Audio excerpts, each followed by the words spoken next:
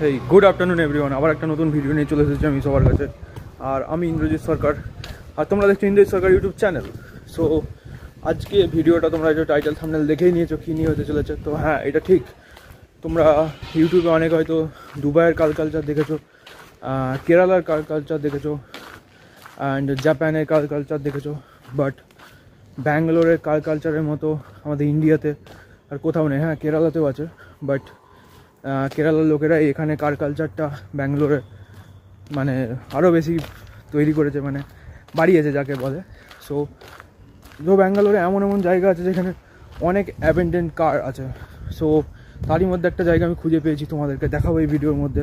তো জায়গাটা হচ্ছে এই জায়গাটাই দেখতে পাচ্ছ, অনেক অ্যাবেন্ডেন্ট কার, এই যে জঙ্গল দিয়ে যেতে হবে রয়েছে, এদিকে কয়েকটা রয়েছে পুরে।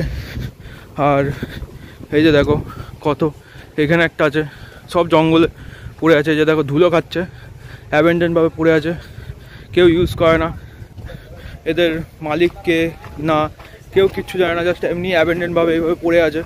সো ব্যাঙ্গালোরের কালচার আমাদের ইন্ডিয়ার মধ্যে আমার সবার থেকে বেস্ট লাগে, আর এটা হচ্ছে ব্যাপার।